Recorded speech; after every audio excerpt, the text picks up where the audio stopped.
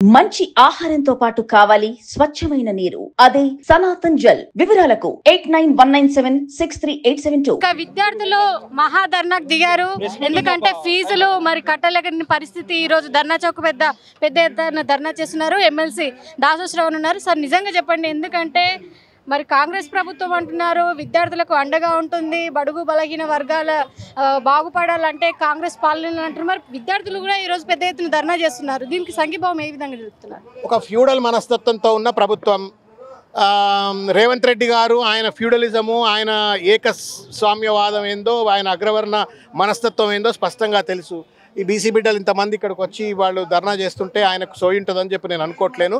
కానీ బాధ్యతగా ఒక ప్రతిపక్ష పార్టీగా విద్యార్థుల పక్షాన ఫీ రియంబర్స్మెంట్ కోసం తప్పనిసరిగా మేము కూడా గళమెత్తా ఉన్నాం. ఇది సిగ్గుచేటు. ఒక విద్యాశాఖ మంత్రిగా ఉండి అనేక వాగ్దానాలు చేసి ఫీ రియంబర్స్మెంట్ పథకాన్ని యథాతథిగా కొనసాగిస్తామని చెప్పని దాదాపు 10,000 కోట్ల రూపాయల ఫీ రియంబర్స్మెంట్ పథకాన్ని ఫీ రియంబర్స్మెంట్ చెల్లించకపోవటం అంటే ఈ పిల్లలను ఆత్మన్యూనతా భావానికి నెట్టేయటమే, వాళ్ళని అవమానించటమే.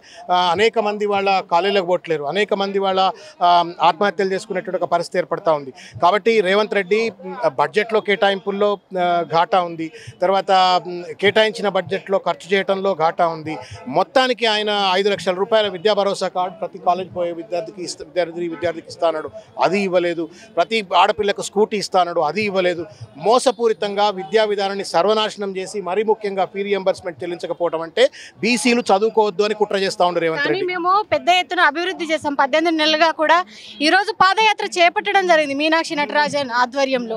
రాష్ట్ర వ్యాప్తంగా మేము చాలా అభివృద్ధి చేసామంటున్నారు. పాదయాత్రలో మేము చేసినటువంటి అభివృద్ధి ఏంటో చెప్తున్నామంటున్నారు. దానికి ఏ విధంగా ఇప్పుడు మీనాక్షి నటరాజన్ గారు ఇక్కడ రావాలా? ఆడ కూర్చున్న వాళ్ళంతా ఆడపిల్లలే, చిన్న పిల్లలు. ఆడపిల్లల మధ్యన కూర్చొని మేము బాగా అభివృద్ధి చేసినామంటే మీనాక్షి నటరాజన్ గారిని నేను ఒప్పుకుంటా.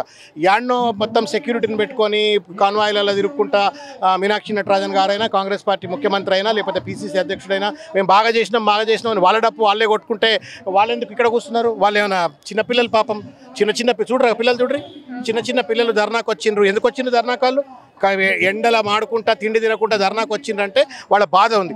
బాధ అర్థం చేసుకోకుండా ఇంకా మేము అన్ని చేసినాము అని చెప్పించారంటే మూర్ఖత్వం. అది కరడుగట్టినటువంటి ఒక దుర్మార్గమైనటువంటి ఒక రాక్షస ప్రవృత్తి. ఇప్పటికైనా మేము తప్పు చేసినాం, సరిదిద్దుకుంటాం, మేము ఆ ఫీ రియంబర్స్మెంట్ ఇస్తామంటే అర్థం ఉంటుంది. ప్రభుత్వాన్ని ఏమని డిమాండ్ చేస్తున్నారు? ఎందుకంటే ఒకటే చెప్తా ఉన్నాం, వాళ్ళు మేనిఫెస్టోలో, యూత్ డిక్లరేషన్లో, మేనిఫెస్టోలో ఇచ్చిన ప్రతి వాగ్దానాన్ని అమలు చేయాలా. పిల్లలను రోడ్ల మీద తీసుకురాకూడదు, వాళ్ళకి ఫీ రియంబర్స్మెంట్ చెల్లించాలా. పిల్లలు చదువుకుంటేనే కదా తెలంగాణ అభివృద్ధి అయ్యేది. రేవంత్ రెడ్డి చదువుకోకుండా ముఖ్యమంత్రి కావచ్చు, కానీ వీళ్ళు చదువుకుంటేనే కదా రాష్ట్రం అభివృద్ధి చెందేది. కాబట్టి చదువుకోకుండా మంత్రులు కావచ్చు, చదువుకోకుండా ఎమ్మెల్యేలు కావచ్చు, కానీ ఈ పిల్లలు చదువుకోకపోతే దేశం ఎట్లా అభివృద్ధి చెందుతుంది? కాబట్టి నేను అప్పీల్ ఏం చేస్తున్నా అంటే the expenditure that the incur on education is for the nations growth. అది ఇన్వెస్ట్మెంట్, అది పెట్టుబడి అవుతుంది. దేశ అభివృద్ధికి పెట్టుబడి, రాష్ట్ర అభివృద్ధికి పెట్టుబడి. సోయితో విద్యా వ్యవస్థను బాగు చేయడం కోసం, పిల్లల భవిష్యత్తును బాగు చేయడం కోసం, ముఖ్యంగా బీసీ పిల్లలు, పాపం అమాయకమైన పిల్లలు, వాళ్ళని రోడ్ల మీద తీసుకురావడం మాత్రం అన్యాయం. వాళ్ళకి తప్పనిసరిగా న్యాయం జరిగే విధంగా ఫీ రియంబర్స్మెంట్ పథకాన్ని అమలు చేయాలా. తర్వాత వాళ్ళు విద్యా భరోసా కార్డు 5 లక్షల రూపాయలను పథకాన్ని అమలు చేయాలా. స్కూటీ ఇస్తాన్నారు, వీళ్ళందరికీ స్కూటీ ఇస్తాడు. స్కూటీలో పీటీలో పాపం ఎండలు తిరుగుతూ ఉన్నారు, వాళ్ళందరూ కూడా స్కూటీలు ఇవ్వాలని చెప్పి నేను కోరుతున్నాను. చూస్తున్నాం, ఎందుకంటే విద్యార్థులకు ఫీజు రియంబర్స్మెంట్కి ఇచ్చినటువంటి పథకాలను పూర్తిగా అమలు చేయాలి. ఎందుకంటే విద్యార్థులపై పెట్టినటువంటి పెట్టుబడి అనేది రాష్ట్ర అభివృద్ధికే కాదు, దేశ అభివృద్ధి కూడా ఎంతో దోహదపడుతుంది. ప్రధానంగా ఇప్పుడు మనం చూస్తున్నాం, ఎందుకంటే దాదాపు వేలాది సంఖ్యలో కూడా ఇక్కడికి విద్యార్థులు వచ్చారు. మనం మాట్లాడించేటువంటి ప్రయత్నం చేద్దాం. చూడు, ఎందుకంటే రాష్ట్ర ప్రభుత్వంలో విద్యార్థులు భయపడుతున్నారు మాట్లాడడానికి. ఎందుకంటే ఏమీ లేదు మరి సాధించింది అని చెప్పేసి కూడా కొంత వెనకడుగు వేస్తున్నటువంటి సిచ్యువేషన్ అయితే కనబడుతుంది. ఎందుకంటే ఉదయం నుంచి కూడా ధర్నా చౌక్ దగ్గర వచ్చి మేము ధర్నా చేస్తే కొంతవరకు ప్రభుత్వానికి వెళ్తుంది మా యొక్క ఇన్ఫర్మేషన్ అని అనుకున్నారేమో, కానీ మేము ఇక్కడ ఉండేటువంటి పరిస్థితి లేదు అని అంటున్నారు. చెప్పండి, నిజంగా ఎక్కడి నుంచి వచ్చారు? అసలు ఇక్కడ ఈరోజు ధర్నాలో పాల్గొన్నారు, మీరు ఏం డిమాండ్ చేశారు ప్రభుత్వాన్ని? నమస్కారం అండి, మేము సింధు కాలేజ్ నుంచి వచ్చాము. నేను ఫైనల్ ఇయర్ చదువుతున్నాను.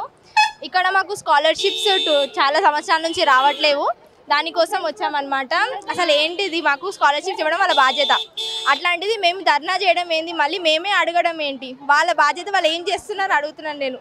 అంటే వాళ్ళ కర్తవ్యాలు పాటించకుండా ఇంకేం చేస్తున్నారు? మూసీ నది కోసం దానికి పైసలు ఉంటాయి, కాలేజ్కి దిగడానికి పైసలు ఉండవు. మేము మళ్ళీ ఇంత ఎండలో ఇక్కడికి వచ్చి ధర్నా చేస్తామని అడుక్కోవాలా మేమే? అది వాళ్ళ బాధ్యత కాదా అని అడుగుతున్నానండి. ఎంత ఉంది మీ రియంబర్స్మెంట్, ఫీజు రియంబర్స్మెంట్? 25,000 ఉంది ఫీజు అంతా 25,000 ఉంది. దానికి స్కాలర్షిప్ ఒక ఎంత వస్తుందో తెలియదు కానీ దానికి ఆర్టీఎఫ్ అని అంటున్నారు. ఇప్పుడు 3 years నుంచి ఆర్టీఎఫ్ రాలేదు. ఒకవేళ కాలేజ్ అయిపోయిన తర్వాత రాకపోతే మాకు సర్టిఫికేట్స్ రావు, దాని తర్వాత జాబులు రావు, దాని తర్వాత మాకు టైం వేస్ట్ అవుతుంది దానివల్ల. సో దానికోసం అడుగుతున్నానండి. మీ కాలేజ్ యాజమాన్యం ఏమంటున్నారు మీ పట్ల? వాళ్ళు కూడా మాకు సపోర్ట్ చేస్తున్నారు దీని విషయంలో. అందుకని ఈ ర్యాలీ అంతా ఎంతగానో ఒక కాలేజ్ 1 day మొత్తం ఇక్కడ పెట్టి ఇంతమంది తీసుకొచ్చి ఇన్ని బస్సులు పెట్టి తీసుకొచ్చారు. సో వాళ్ళు కూడా మాకు సపోర్ట్ చేస్తున్నారు అంటున్నారు.